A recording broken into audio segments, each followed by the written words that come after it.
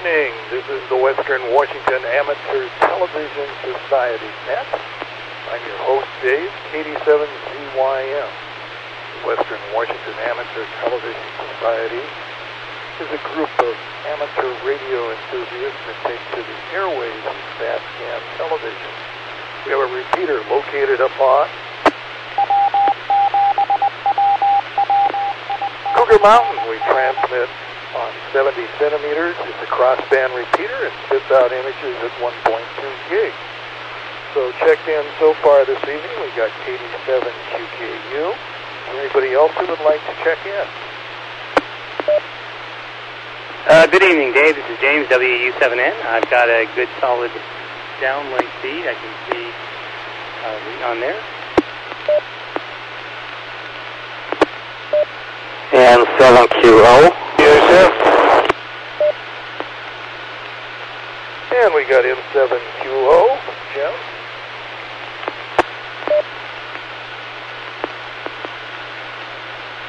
And again, taking check-ins today here, WB7BHN. That's correct, I'm here, WB7BHN.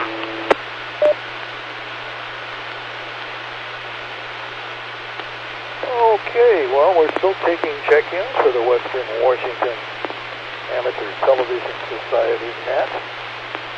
Again, I'm Dave, KD7ZYM. So far we got KD7QKU, Ron, WU7N, James, M7QO, Jim, and WB7BHN, Jim.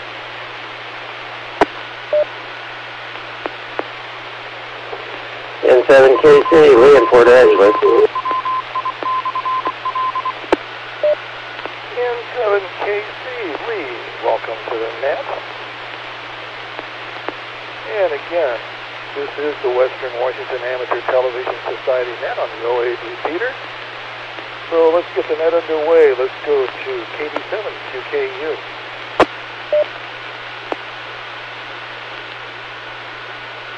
Okay. Good evening all. KD7ZYM in the group. This is KD7QKU. Well, I'm over here in Eastgate, south of Bellevue, where we have 37 degrees tonight, and we had 35 hundredths of an inch of rain last night and this morning. It's kind of a cold old day. A couple of days ago, I started feeling that, man, 2 or 3 times, actually 3 or 4 times, it seems like this winter, I just feel like I'm coming down with something, but I never seem to get it, which is really nice.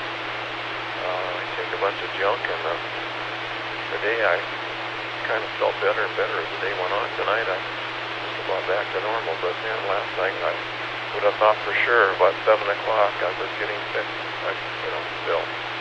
So I don't know. Anyway, enough of that, I guess. Nothing exciting going on here. Let's go up to Port Angeles, and we can get Lee. So, 7KC, go ahead. Okay, very good. This is N7KC up at Port Angeles. Oops, I'm trying to... There, I cut my audio down from Skype, so I shouldn't have an echo.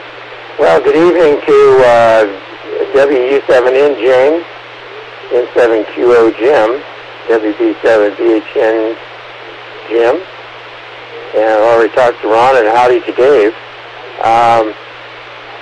I may have missed somebody there because I was monkeying around here.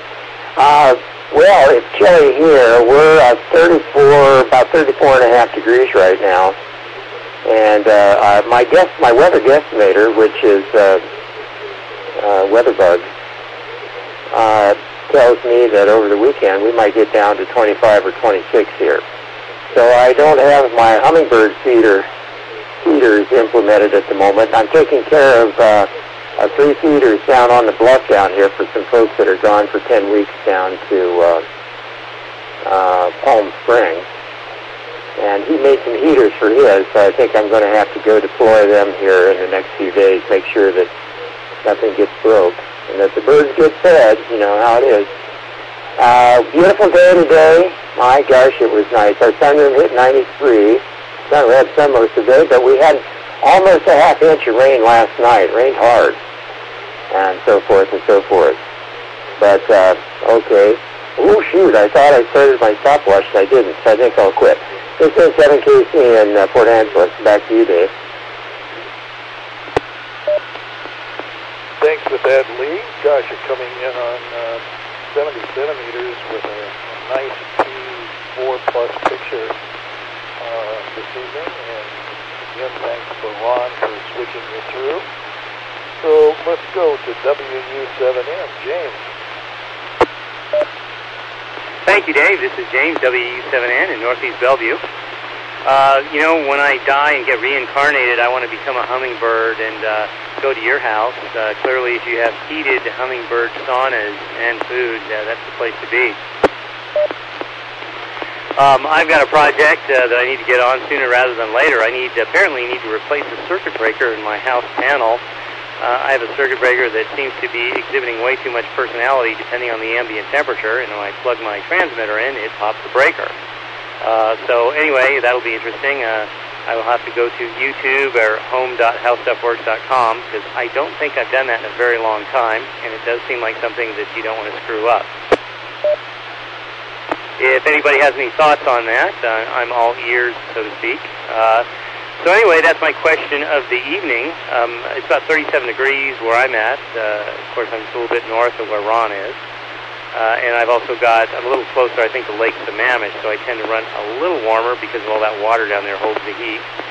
But it looks like it's going to be 40% chance of rain tonight, according to the National Weather Guess. But not freezing, so that's nice. So that's it for me this round. This is James, WU7N. Back to you, Dave.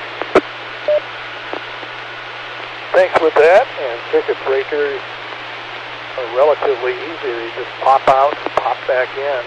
Just be sure to turn the main power off going into your distribution box where the breakers are located. So generally just one wire hook up to the breaker and the other side goes to the bus, and it kind of slips in and then snaps, and you're on the road again to electricity. So, moving down, Jim, M7QO.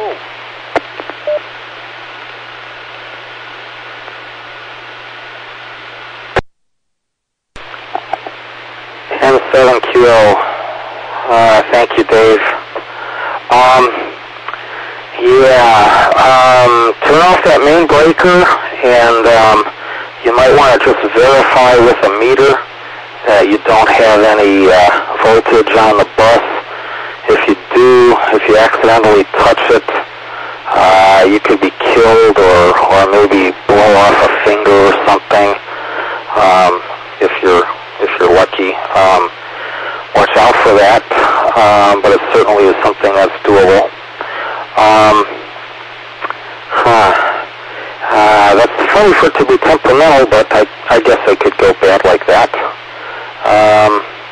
Yeah, I'm trying to send a picture here, Dave, but I'm not having a whole lot of luck. Oh well. Back to you, Dave, N7QO.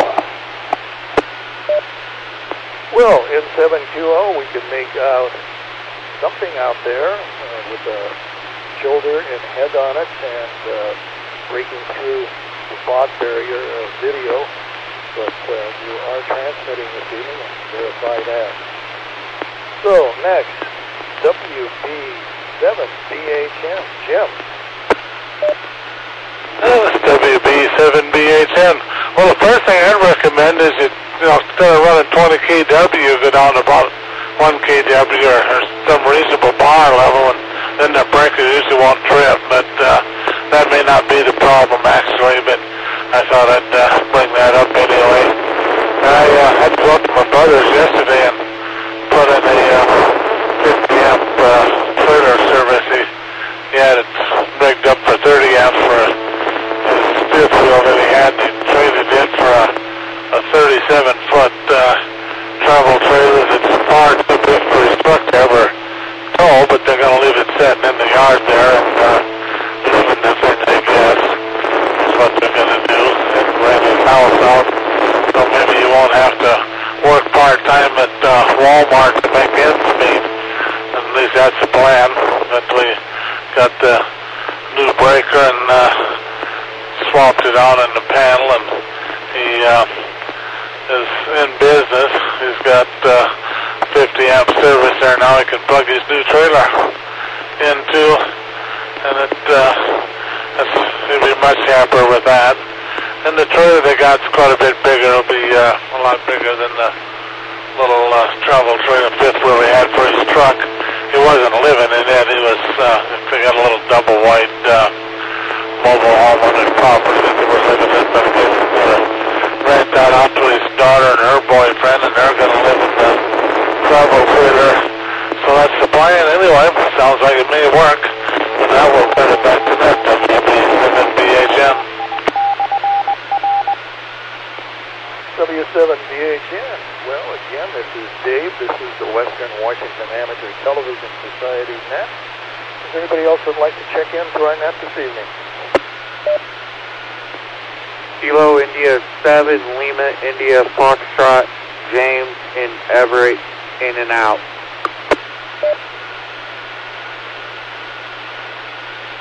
PI7, LIM. Thanks for joining. You're in and out.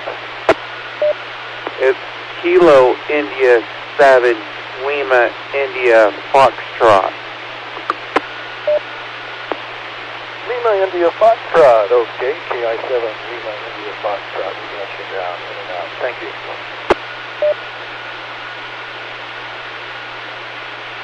And again, this is Dave, 87BYM. Well, I had my roof worked on and demossed, and the guy got up there and was spraying across the roof with the pressure hose and hit my antenna group on my mast for ATV and flew it around. My 1.2 gig was pointing to Bremerton, and my 70 centimeter antenna was pointing, well, we thought it was going up to Cougar Mountain. So I was able to swing around the 1.2 gig antenna, but didn't get its position quite good enough. And I think I also had to reposition the 70 centimeter antenna. But I got up on a ladder, sort of a sway pole situation, and had a fiberglass rod, and managed to move that around and bang it against the antenna a couple times, and it swung around.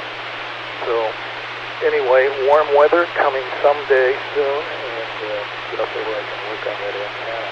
What I'm seeing is a picture going in to the 70 centimeter site, coming back at about, I'd say it's about a P3 picture, but it's not really moving a lot. It's freezing up like it's getting caught up with a time-based correction, breaking up. But the picture coming across on 1.2 is probably about a 2.5 picture. Well, let's see. Off on high-speed internet again with fiber optics. Dropped the telephone package that I had with CenturyLink. They had a promotion going on with Price for Life. And so originally when I signed up with this about 2.5 years ago, they wanted it bundled with a telephone. And I thought, well, you know, that's not too bad. You'd have a telephone for a backup. And they insisted that, yeah, that would really work well. Well, in the meantime, I find out that fiber optics goes through a modulator-demodulator with a telephone service, which means if you got no AC power, you got the power wart that fires the unit in the garage, this modulator, and you have no telephone. And then further checking, I found out that their main switching station in North Seattle is not battery backed up. So guess what? No emergency telephone that's there. So that was my reason then for dropping the landline that I was counting on so much for an emergency if it was needed. So anyway, fiber optics is working fine, and the computer hookup is going good. So we'll have to see how that goes. Did give me a nice price quote, so we'll have to see how the first billing goes. And with the telephone system down, I It had a wireless telephone system hooked up in the house with 4 different units. And so I brought those down and disconnected those into permanent landline phones. And they'll probably go to Goodwill. But the other system I'll probably pass on to a friend that thought it was kind of cool because this particular unit that I had was a Panasonic unit, and it would read out who was calling as it wasn't a telephone number, so that was kind of cool. So that was what was happening there. So that's what's happening here in Lake City. So I'll move it back to Ron, 87 2KU.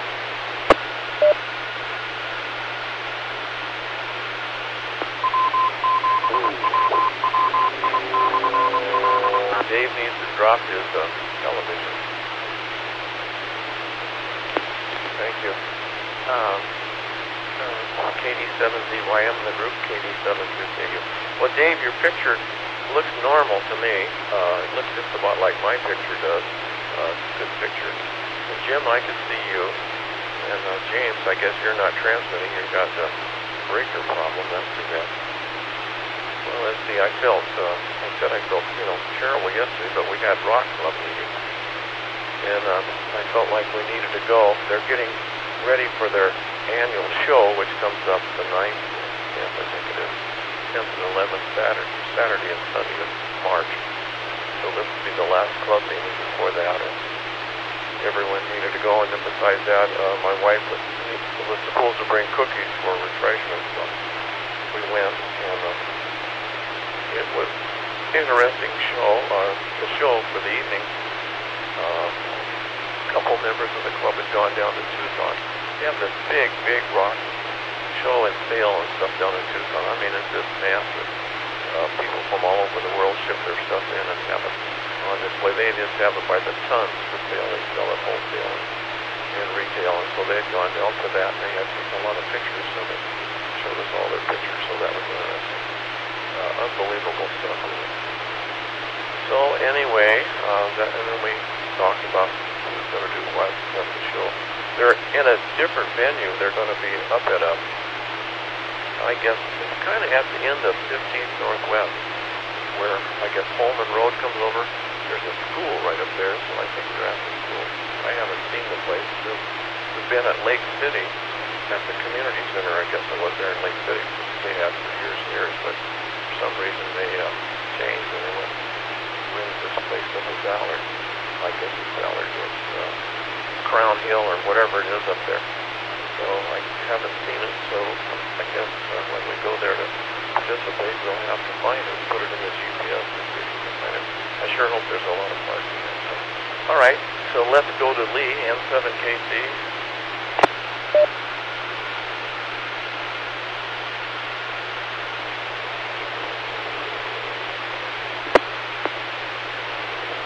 Okay, there, I got my stopwatch going. N7KC, Lee in Port Angeles. Okay, talk about my favorite subject is hot breakers. Listen, do yourself a favor, James, and go over to Harbor Freight or someplace and get one of the infrared thermometers. I've had one for years, and in the course of my having that IR infrared thermometer, I've discovered two very dangerous breakers in different main boxes.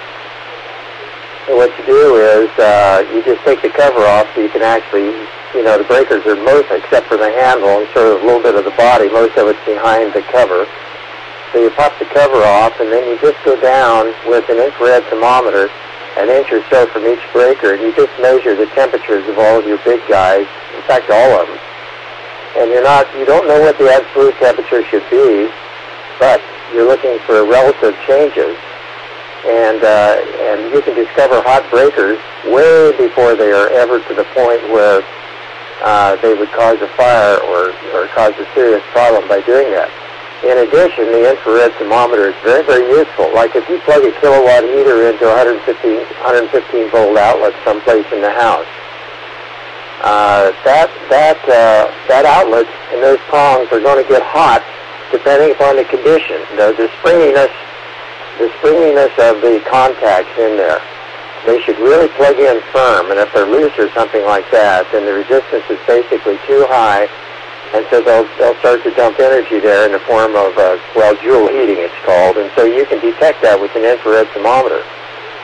And that's what I do here. I have mine. I use it freely, periodically on all the outlets that have things plugged in when they're running, and I can immediately detect if anything's getting too warm, or warmer than it should be under the conditions, and that sort of thing, and then take steps to do something about it. So in my opinion, an infrared thermometer is an indispensable part of a person's bag of tricks. Let's see. Oh, I was going to mention that I have no stream tonight, so I'm not seeing anything online. YouTube just won't budge for me. It comes up, but there's nothing shows up there. Okay, I think that's it. I better quit. I'm 2 minutes and 36 seconds into this little part of my contribution, so I'm going to say this is N7KC Port Angeles and send it back to net control. 87 ZYM. Go ahead, Dave.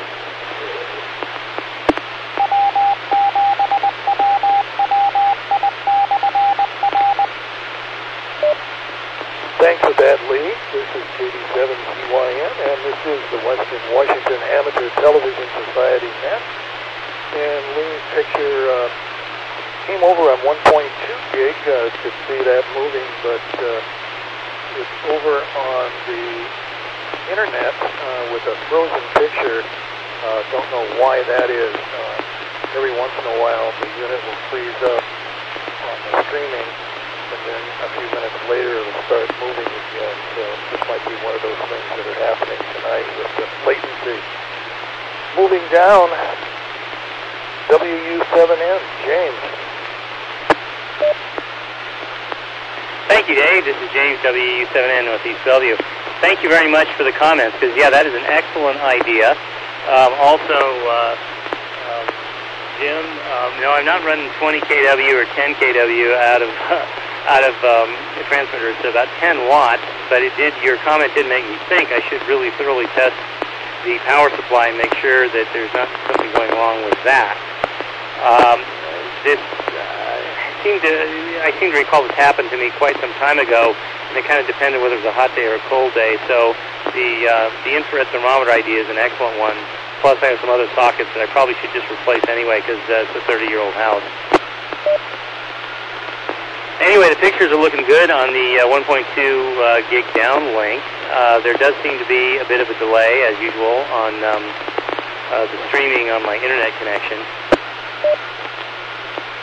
But overall, the pictures from Dave, Ron, and Lee look really good tonight. Hope to be able to join you soon, putting out a video signal. This is James, WU7N. Again, thank you for the ideas. Back to you, Dave. WU7N, James, great for that. Let's go on down to Jim, M7QO.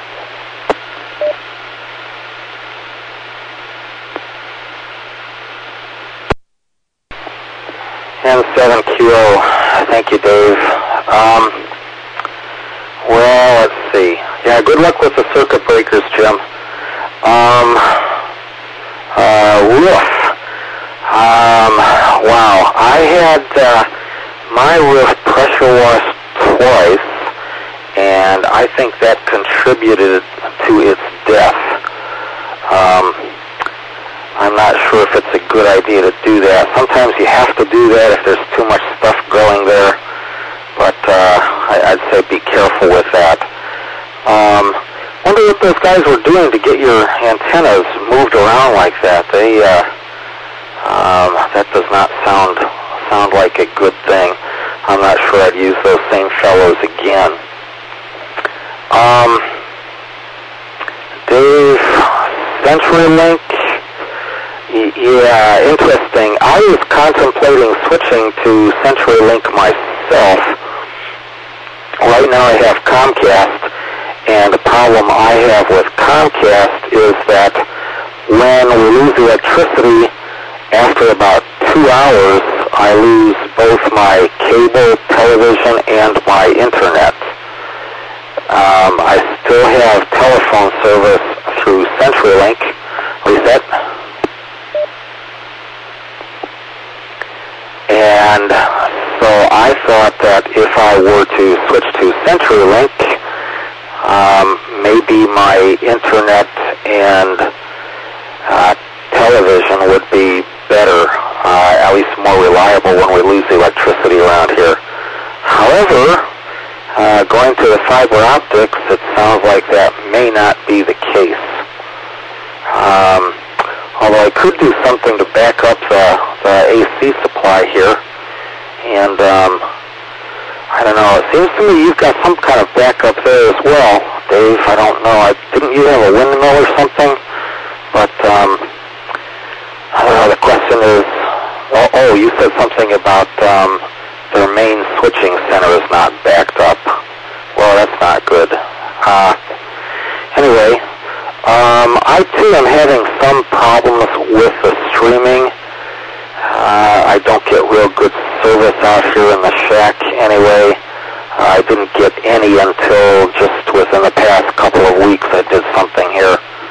But it's not real good. I need to get an antenna put up again since they redid my roof earlier. Actually middle of last year, I guess. Anyway, back to you, Dave, N7QO. Thanks for that, N7QO. This is the Western Washington Amateur Television Society net. I'm Dave, KD7ZYN. I beat out. So let's go to WB7BHN. This is WB7BHN. Well, I think we've all had problems with breakers and stuff. I had one that fed my furnace in the house here that got so it started tripping off all the time, and I had to replace it. When it started, it would just occasionally do it, and then it got so it did it more and more. I replaced it, and that took care of the problem. It worked fine after that. I don't know how I've been in there. Probably 5 or 6 years it's always been in there, so you wouldn't think it'd go haywire in that length of time, but it managed it. And of course, when I've got two 240-volt circuits going to my heater, and they've got the AC to run the thermostat and some of the other stuff off of that 40-volt line that came in there. So when it did it, the thermostat lights on it all went on, and what's going in it, so it wasn't too hard to figure out that I had a problem with the incoming power or something. It seemed to work fine after replacing it, and I haven't had a problem since, so I guess I can be happy for that. I'm going to put it back to that, WB7BHN. W7BHN. Jim, well, glad to hear that. Well, when I had my roof done, they used low pressure to get the moss off, but once you got it all loosened up, you just fanned out the high pressure, not against the roof, but to flake the moss off the top of the roof that had all been loosened up. And when he did that, spraying it off, that's where he hit the antenna and caused that to spin around. And back to CenturyLink, if you're thinking about doing fiber optics with them, I've had it now for a little over a year and a half, and I will lose it if the AC power goes off. So that's the bad news with it. But if you do the fiber optics, the interface modem, they want $10 a month rental on that, and you can buy the unit out for about $90. And so, after 10 months, you're free gratis on it. They don't charge you $10 a month, so that can lower your price on it. And that's about what I've got to say here from Lake City. And the modem is the router that they want to lease to you so they can make some money on that. So let's go up to Ron, 87 QKU.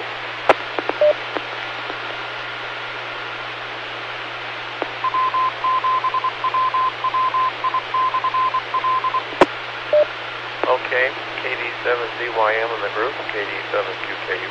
Well, I don't know if I said hello to everybody, but hello, I guess to Jim down in Rochester and James, and then Jim out at Covington.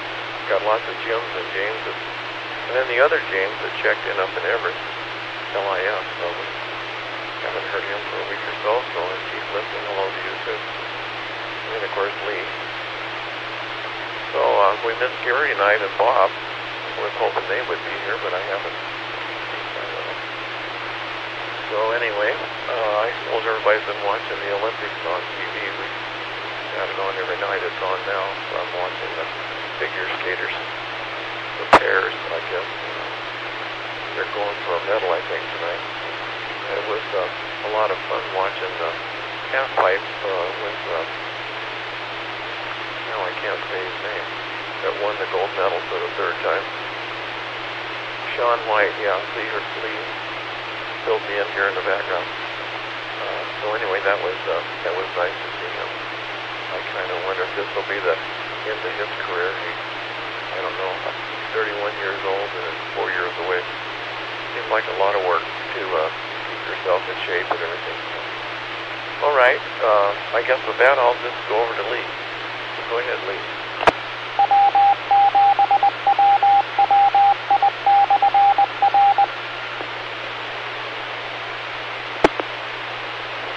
Okay, and 7KC in Port Angeles, Lee here. Yeah, well, we've been watching Olympics here too.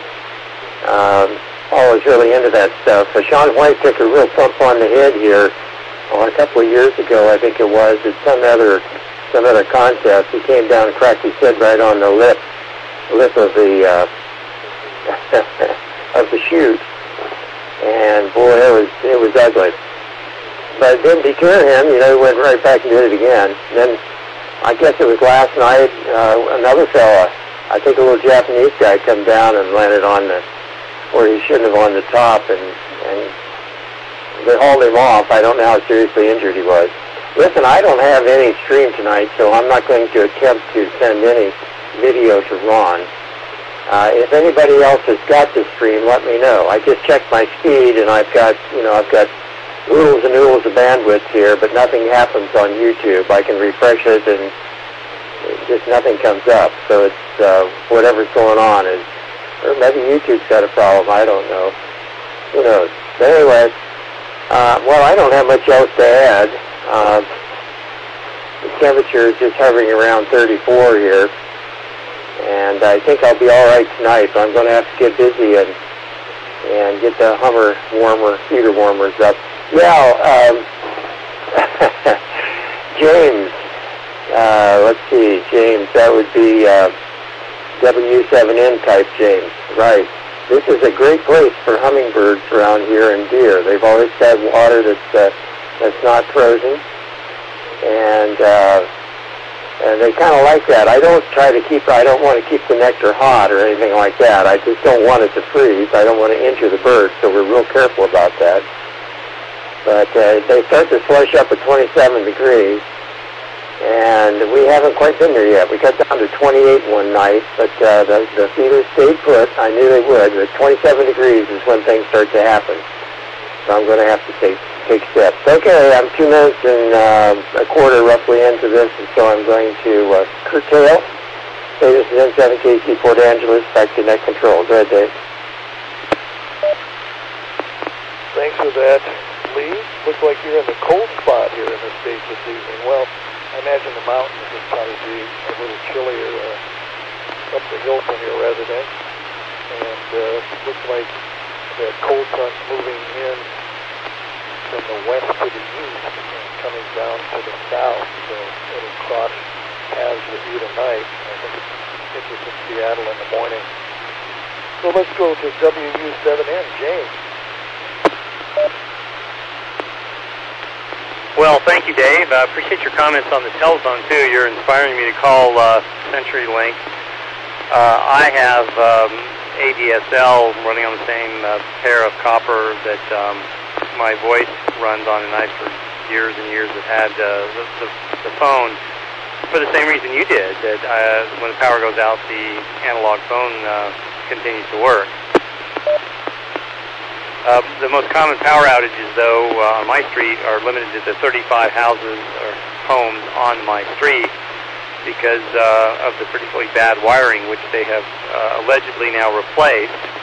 And they must have done something right because we haven't had a power outage just with 35 units only in some time. But when that happened, my internet and telephone would continue to work. When there's a real widespread power outage in Bellevue, my internet has gone down, but I don't think I've lost my phone yet. So it'll be interesting to see as they continue to upgrade around Bellevue here if I, too, turn out to be paying for something that I'm not really getting, which is a phone that works when the lights go out. Just as a market point, a data point, I believe I'm $115 and they practically give me my internet, but then they charge the daylights out of me for all the features that I just don't use on the switch located on 148th Avenue in Bellevue. I'm convinced there's probably a Korean nuclear anti-ballistic missile option buried in there somewhere, but it's definitely all those features that were cool in the 90s, but then they rapidly became solutions looking for problems as the technology advanced. Other comment I had, 27 degrees before it turns slushy. That must be because there's sugar in the water, right? That's why it wouldn't freeze at 32 degrees Fahrenheit. Maybe you can comment on that. Once again, thanks for your comments on the infrared thermometer. I definitely am going to do that. That is a very good idea.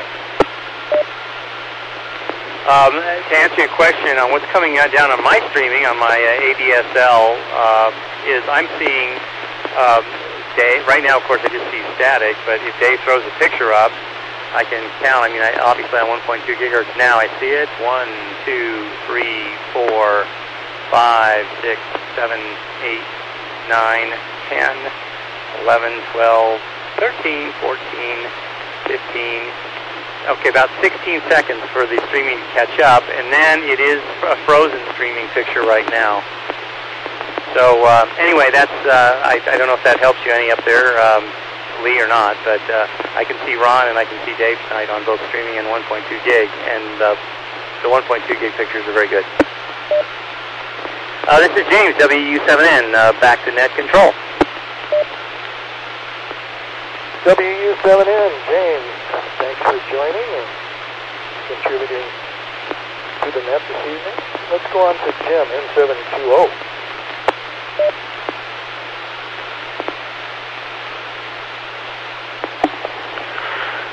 Thank you, Dave, N7QO. Well, I too am having trouble with the streaming. I was having a delay, 16 seconds. Mine may be just a tiny bit longer than that. But, oh, well, there, I just popped up. How about that? Wow, I sure could not recognize that as me if I didn't know it was me. As a matter of fact, even though I know it's me, I can't recognize me. Oh, well. Maybe that's about a P1. Gotta work on that. Once again, it would be nice if it were a little bit warmer. I'm not quite up to doing some stuff now, especially when it's cold outside. Yeah, all this technology, I agree, Jim. There are solutions looking for problems in many cases, and all of this comes at somewhat of a cost. The package prices can be maybe appealing, maybe attractive, but just like buying a car, if I wanted option A, I also had to pay for options B and C, which I did not want. I guess that's just the way they market things nowadays. Oh well. Well, good to see everyone out there. Not that I can see everyone real well. I'm definitely having some problems with the streaming too. But at least I've got something now, whereas I had nothing a month ago here. Back to you, Dave, and 7QO. N7QO, yes, I was reading also with broadband coming in on fiber optics. They may even though they give you the nice bandwidth that you can get to stuff you want to download for video or whatever, but they may start restricting how much you can download and then charge you for that. So that's probably the next thing that will be going. They're giving you the speed now for a certain price, but I'm sure it's going to be encapsulated on how much you use it. So we'll have to see how that's needed. So let's move on down to WB7VHN.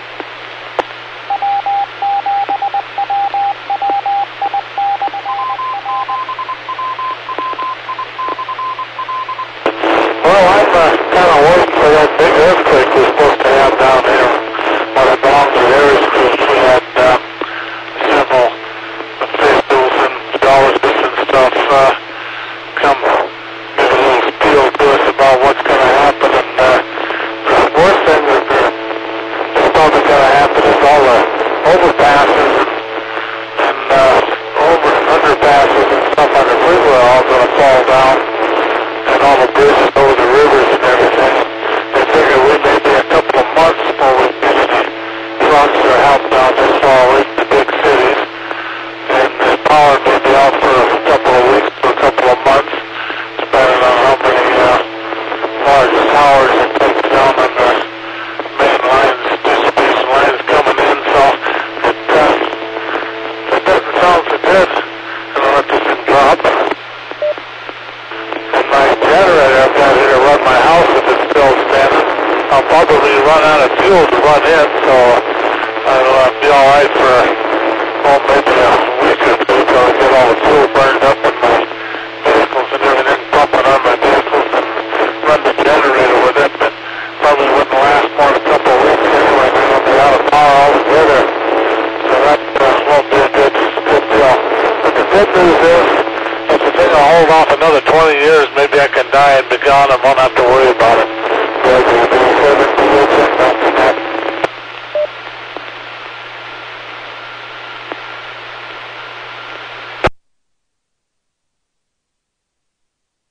And lost the little last part of your transmission. Are you still with it? Yeah, I'm still here. I don't know what happened. Am I back there now? Yeah, it's sort of faded out. Maybe it's my receiver.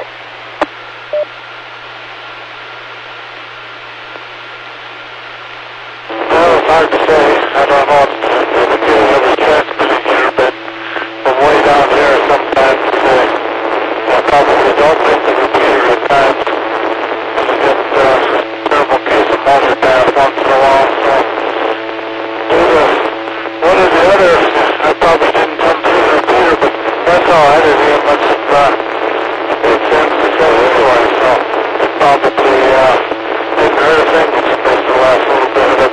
So we'll turn it back to WW7ATS. W7VHN, Jim. Yeah, I've always looked at what you need for emergency power. I've got a small generator of 1800 watt, and that thing eats up gasoline pretty fast. I had a situation a couple of years ago where I lost power in the neighborhood, and I used the generator to keep the freezer going, and it sucked up about 8 gallons of gas running 24 hours a day for the 2.5 days the power was out. But I've also got backup with solar, and I've got a wind generator, and I can probably pump out 12 volts at around 8 amps. And that is if we have wind and the sun shining. So there is a little bit of a backup. I can go to batteries, so that's what I've got for a backup. And, yeah, time to ID. This is the Western Washington Amateur Television Society Net. I'm Dave, 87CYM. So let's go back up to Ron, to the top of the list, 87 CKU. All right, well, thank you, Dave. This is KD7CKU. Well, I always hope that if we have a bad earthquake, that it'll be in the summertime when it's warm. Because if it's in the wintertime when it's cold, it will be bad. I was without power here for 8 days once. we do have the motorhome, but there again, you don't have the generator, but limited to the, gas on hand. When we were without power 8 days, I couldn't buy gas. The service stations were without power too, so we couldn't get gas. So I converted my generator over to propane. Propane stores and lasts longer than gasoline. I do have a pretty good sized tank, but I've never filled it. I could run the generator on that for quite a while. But I think the big problem maybe is water. We didn't have water. I have a couple of those 5-gallon buckets that have the freezer dried food in them. Each one of them is good for 2 people for about 30 days, and then whatever else we have on hand. I suppose you'd have to start with the stuff in your freezer and eat that first. But anyway, it was in the winter. I used to have wood stoves, so that was really nice. I had lots of wood. I always made sure I had lots of wood. I had a carport out back, roof about the size of the carport, and I had it full of wood. So I could have, went a year on that. So I don't have that anymore. I have a pellet stove, and it relies on electricity. Unlike Dave, I have a little generator. If we just have power outage for a short period of time, I fire up the little generator. It's like 1,200 or 1,500 something. Runs one light bulb, the TV set, and the pellet stove just fine. And we have a chest freezer. If they'll open the freezer for a day, it's probably okay too.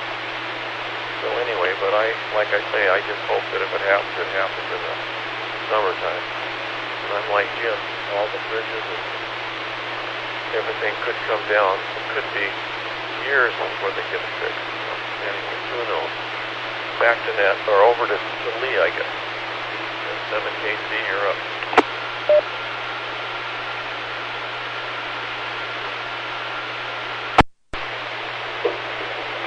Okay, and 7KC in Port Angeles.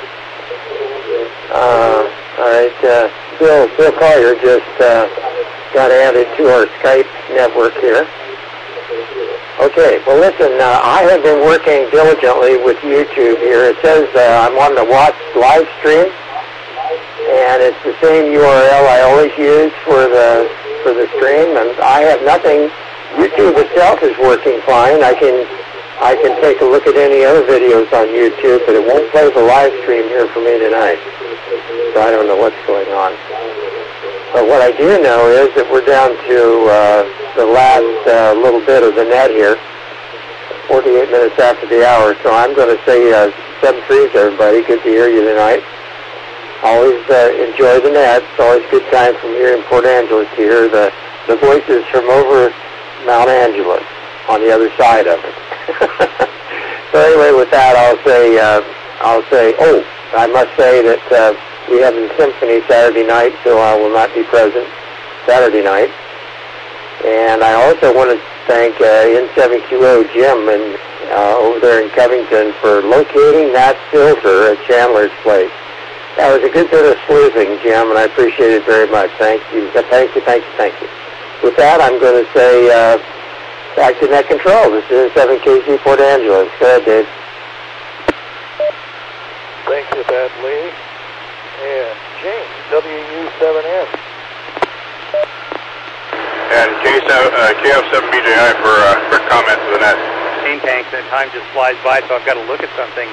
I just noticed on the internet here, it said for a 20-pound propane tank, you have 12 years from the manufacture date before the tank must be recertified with a new date stamp somewhere on it.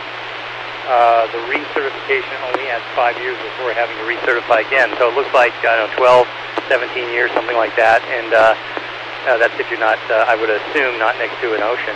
Anyway, any thoughts on that? Maybe next time. This is James, WU7N. Thank you very much. And 73s, everyone. Good night. Thanks for that. We got KF7BJI. Rich, go ahead. Hi, Dave, in the net. Good evening. Yeah, I just got a quick in and out, so a quick message. I just want to let everybody know that Big Mike lost the battle to diabetic complications here yesterday. So anyway, that's all I had.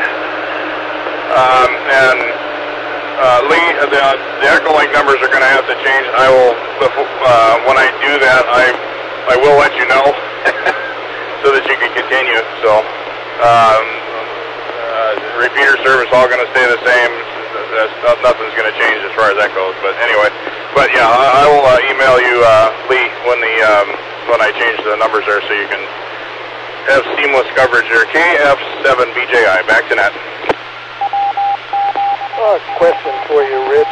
How many people can be hooked up to Echolink on your particular configuration for the 08 machine?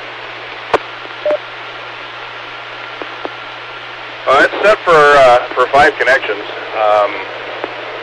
I think if you get many more than that, it starts taxing the bandwidth, and it's at least that's what we've experienced before.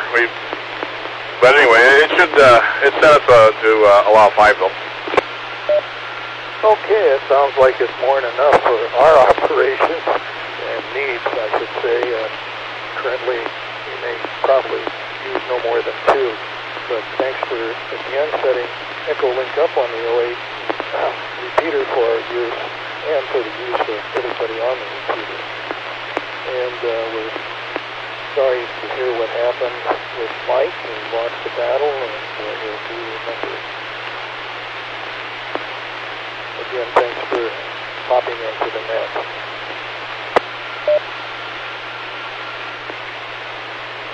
Let's go to WU7N, James.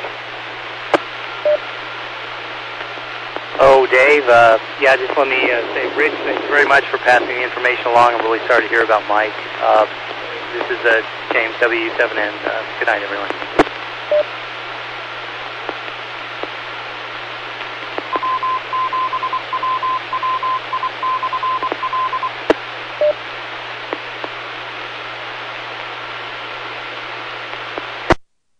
And Jim, N7QO.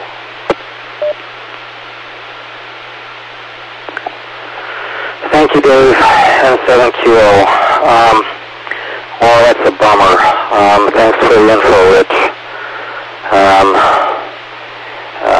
You might want to do a call out for him there, Dave. Well, thank you all for participating. Thank you for the pictures. And we'll catch you all next net. N7QO. Thanks with that. And we do a call out.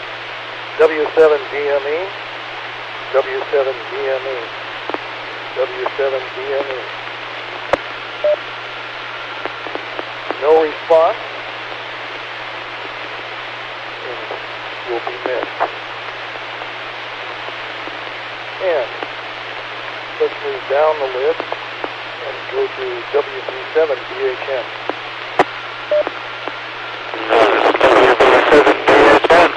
And I guess we're making this our last round, so 70 days, everybody, and I'll try to get in here next Saturday again if I can. I don't think I've got any company or anything coming, but I don't always know when and once when I just forget and don't make it. I don't remember what day it is, what the time is, so sometimes it's just plain wrong and I don't make it.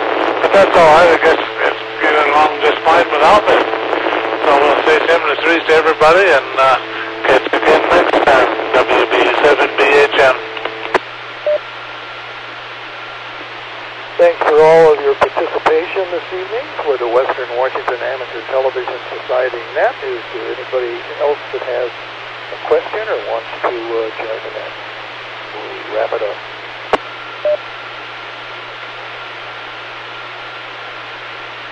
Hearing none, we'd like to thank the CTAC Repeater Group for allowing us to use the 08 machine for the voice channel for the Western Washington Amateur Television Society net, held on Saturdays and Wednesdays between 8 and 9 o'clock. So on behalf of Western Washington Amateur Television Society, this is Dave signing off for the net at 8:54. Good evening all. Hey, Dave and James, KD72KU here. If you want to join us on Skype, that'll be Phil and Lee and myself. So, KD 7QKU clear. Bye-bye.